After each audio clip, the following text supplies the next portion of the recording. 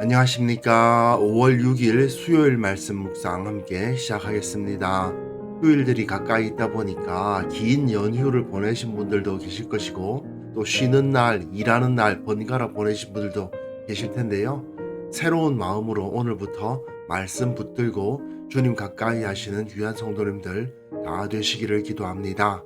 오늘 묵상하실 본문은 고린도전서 2장 1절에서부터 5절까지 말씀이고요. 통독하실 말씀은 역대상 6장과 7장입니다. 오늘 본문은 바울이 처음 고린도에서 사역하기 시작했을 때를 돌아보면서 자기가 가지고 있었던 세상적인 지위나 능력을 드러내려 하지 않았다. 그것을 의지하지 않았다고 간증하고 있는 부분인데요. 이걸 통해서 오직 하나님의 능력을 앞세우는 참 신앙인의 삶이 어떤 것인지 생각해보는 시간이 될 것 같습니다. 그럼 말씀을 보시고 묵상 이어나가도록 하겠습니다.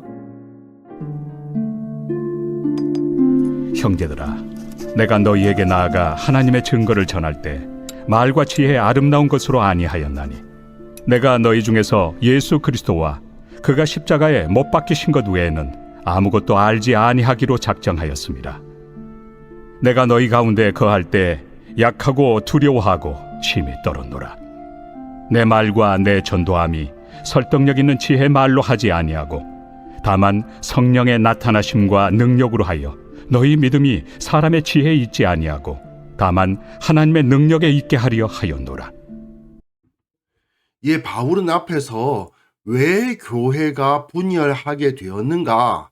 결국 인간적인 자랑을 하는 자들에 의해서 세상적인 가치관이 교회 안에 들어왔기 때문이다라고 책망을 했고, 그리고 너희가 자랑을 하려면 오직 주님 안에서 자랑을 해라. 세상의 지혜나 능력이나 부유함을 자랑하지 말라. 주님을 자랑하라고 가르쳤죠. 그리고 이제 바울은 자기 자신의 모습을 실례로 들어가지고 설명을 더욱더 강화하고 있습니다. 바울은 인간적으로 볼 때에는 높은 수준의 교육을 받은 사람이에요.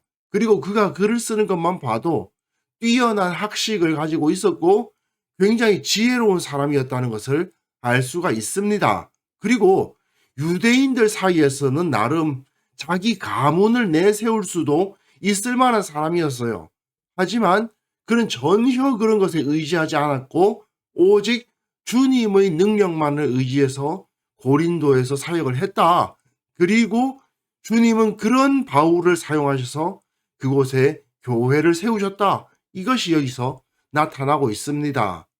형제들아, 내가 너희에게 나아가 하나님의 증거를 전할 때에, 이건 고린도에 도착해서 전도를 시작했을 때를 말하는 거죠. 말과 지혜의 아름다운 것으로 아니하였다. 말을 아주 미려하게 해서 사람들을 설득하려고 하지 않았다는 말입니다. 이거는 당시의 소피스트들처럼 행동하지 않았다는 뜻입니다. 당시 소피스트들은 어떻게 했느냐 하면 주로 수사학을 가르쳤어요. 그 당시에 가장 중요한 학문이 수사학이죠. 많은 사람들 앞에서 어떻게 하면 말을 잘할 수 있고 설득력 있게 말할 수 있는가? 이걸 다루고 있는 것이 바로 이 수사학입니다. 당시에는 특히 많은 사람들 앞에서 연설을 잘하는 사람이 사회적으로 인정을 받을 수밖에 없었거든요. 그러다 보니까 많은 사람들이 자기 자녀들에게 이 수사학을 가르쳤고 또 논리학도 가르쳤던 것을 볼 수 있습니다. 그래서 많은 소피스트들은 학당을 차려요. 마치 우리들이 학원 비슷해요. 학원 차리듯이 학당을 차리고 학생들로부터 수업료를 받으면서 그들에게 수사학을 가르치는 겁니다. 그런데 그리스도인들 중에서도 이와 비슷한 행태를 보이는 사람들이 있었던 거죠. 사역자들 중에서도 그런 사람들이 있었던 겁니다. 이거는 바울이 고린도 교회를 개척하고 난 다음에 바울이 그 교회를 떠나고 이후에 교회가 조금 번성해 가다 보니까 교회 가운데에서도 순회 사역을 하면서 뛰어난 언변으로 사람들을 가르치는 사람들이 있었는데 문제는 그들이 자기 세력을 만들려고 했다는 것에 있어요. 그들이 수사학을 가르치는 소피스트들은 아니었지만 복음을 전하고 성경 가르친다 하면서도 한 도시에 들어와서 유대인의 회당과 또 그리스도인들의 예배당을 돌면서 사람들을 가르치고는 그 대가를 받아서 생활하는 사람들이 있었던 겁니다. 그렇게 하는 사람들 역시 뛰어난 언변과 논리력을 발휘해야 많은 사람들로부터 인기를 얻었을 거 아닙니까? 그러나 바울은 자기가 그런 사람들 중 한 명으로 여겨지지 않으려고 상당히 노력을 많이 했죠. 그는 철저히 예수 그리스도와 그 십자가만을 전하려고 노력을 했고 그 결심을 실행으로 옮긴 사람입니다. 그래서 내가 너희 중에서 예수 그리스도와 그가 십자가에 못 박히신 것 외에는 아무것도 알지 아니하기로 작정하였습니다. 여기서 우리가 주목해야 되는 것은 바울의 사역이 바울 자신에게 사람들이 주목하도록 하는 것이 아니었다는 겁니다. 이 바울이라는 사람은 오직 예수 그리스도와 그 십자가에 못 박히신 그 사건만을 전하려고 했지 자기가 얼마나 뛰어난 사역자인가, 얼마나 능력 있고 지식이 많은 사역자인가를 과시하려고 하지 않았다는 거예요. 내가 너희 가운데 거할 때에 약하고 두려워하고 심히 떨었노라. 고린도에 도착했을 때의 바울의 모습이 이러했다는 겁니다. 사실 그럴 만도 한 게 사도행전을 읽어보시면요. 이 고린도라는 도시는 지금 그리스의 남쪽 아가야 지방에 포함되어 있는 도시거든요. 그런데 바울이 고린도에 들어오기 전에 어디서 사역을 했느냐? 드로아에서 배를 타고 빌립보에 갔다가 데살로니가로 갔다가 베레아로 갔다가 아덴을 거쳐서 고린도로 갔단 말입니다. 근데 그 과정을 보시면요. 이 빌립보에서는 매를 맞고 옥에 갇히는 등의 여러 수모를 겪어야 했고요. 그리고 데살로니가에서는 유대인들이 핍박 때문에 3주 정도밖에 그곳에 머물지 못하고 도망을 나와야만 했습니다. 그렇게 고생을 하다가 아덴에 갔는데 아덴에서는 정착하기가 어려운 거예요. 그래서 고린도로 옮겼으니 바울이 상당히 쇠약하고 힘든 상황이었을 겁니다. 그러나 그 상태에서도 바울은 여전히 복음을 전했습니다. 수사학이라는 시각으로 볼 때에는요, 이 말하는 사람이 당당하고 확신에 찬 어조로 굵고 강한 목소리를 내야 한다고 되어 있어요. 그리고 특히 자기가 어떤 지위를 가지고 있는가 또는 자기가 어떤 학식을 가지고 있는가에 대해서 강하게 드러내야 한다고 되어 있습니다. 그래야 사람들을 설득할 수가 있다는 거죠. 어떻게 보면 당연한 이야기죠. 그러나 고린도에서의 바울은 전혀 그런 모습이 아니었던 겁니다. 약하고 두려워하고 심히 떠는 모습이었어요. 내 말과 내 전도함이 설득력 있는 지혜의 말로 하지 아니하였다. 즉 수사학에서 사용하는 그 사람들을 설득하는 기술에 담겨 있지 않았다는 겁니다. 다만 성령의 나타나심과 능력으로 하였다라고 고백합니다. 자기가 가지고 있는 그 지식을 사용하는 것이 아니라 성령 하나님의 능력만을 의지하면서 복음을 전했다는 거예요. 그러다 보니까 바울은 고린도에 들어갔을 때 장막 짜는 일을 했죠. 지식인으로 인정받으려고 노력하는 것이 아니라 자기의 생계를 위해서 장막을 만드는 일을 바울이 했던 겁니다. 이렇게 연약한 모습으로 고린도에 바울이 들어갔으니 인간적인 눈으로 볼 때에는 전혀 대단할 것이 없어 보였을 것입니다. 하지만 그는 그 고린도에서 1년 6개월을 머물면서 고린도 교회를 개척할 수가 있었습니다. 어떻게 그것이 가능했을까요? 사람의 능력이 아닌 거예요. 믿음은 사람의 지혜에 있지 아니하고 다만 하나님의 능력에 있게 하려 하였노라. 바울은 사람의 능력이 아니라 하나님의 능력만을 의지했고 그랬을 때 하나님께서 직접 역사하셨고 그 일을 이루어 주셨다는 겁니다. 자기가 자신의 능력이나 인간적인 매력으로 사람들을 변화시키려 하지 않고 성령께서 하나님께서 그 일을 하셨다. 교회가 세워진 것도 하나님의 능력이 있었던 것이지 나의 능력에 의한 것이 아니었다라고 고백하고 있는 겁니다. 오늘 본문은 좀 짧은데요. 사람들의 모습을 한번 생각해 봅시다. 사람들은 여러 가지 것을 가지고 자기를 과시하려고 합니다. 과거에 유교가 우리나라의 주류 사상이었을 때에는 제사가 중요했죠. 많은 음식을 차리고 큰 제사를 드리면 자기가 양반의 후손이다라고 과시할 수 있었습니다. 그러다 보니까 실제로는 양반 아니면서도 돈으로 족보 산 다음에 제사 크게 드리는 경우 꽤 많았죠.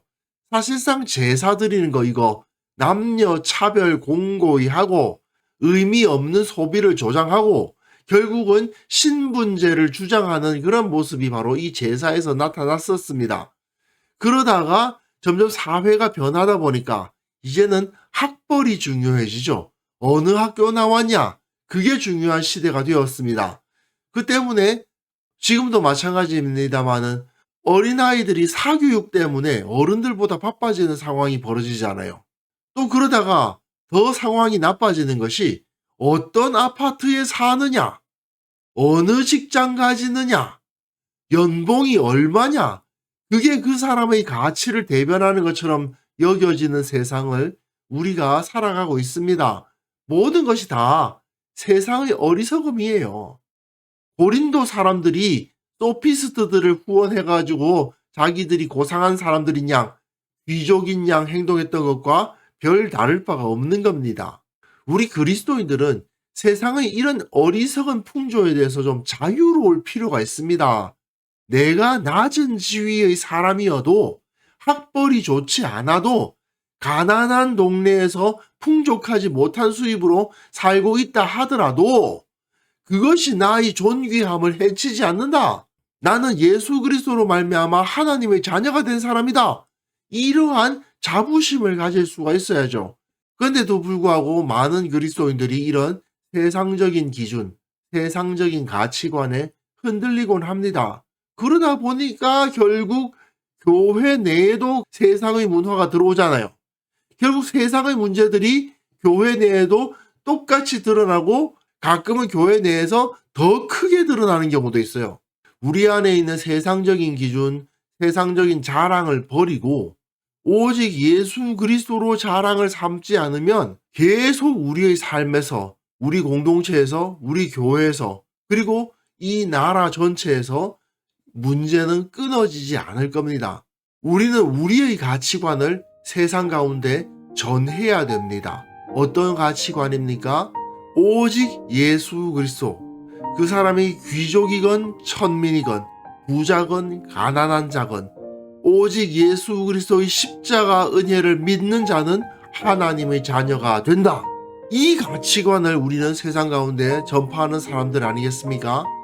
이 복음을 내세우지 않고 세상적인 지위와 세상적인 재물과 세상적인 학벌을 내세우는 그런 어리석은 모습을 가져서야 되겠습니까?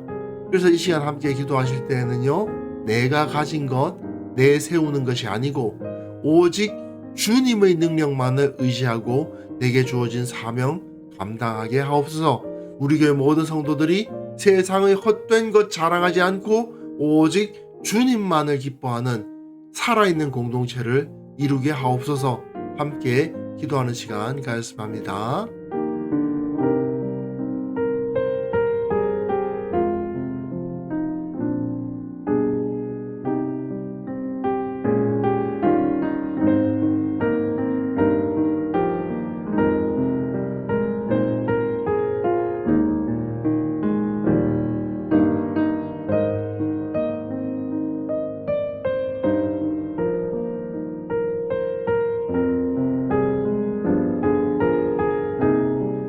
하나님 아버지, 나의 재산, 나의 지위, 나의 능력 내세우지 아니하고 오직 주님의 능력만을 의지하는 참된 신앙인으로서 살아가게 하옵소서.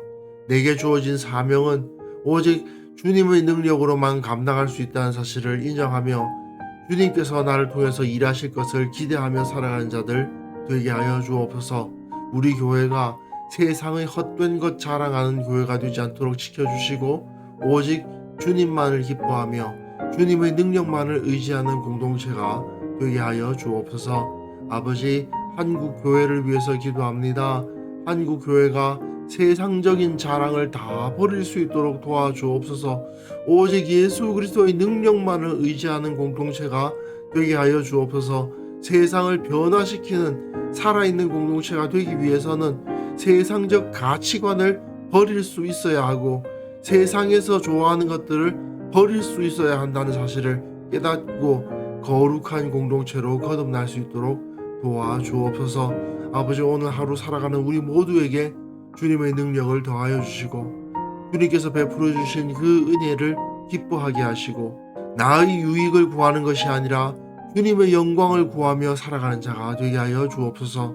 오늘 하루도 주님의 능력으로 살아가며 주님께 영광 돌리는 귀한 하루 살 수 있기를 원하오니 주님 우리와 함께 하여 주옵소서. 예수님의 이름으로 기도합니다. 아멘.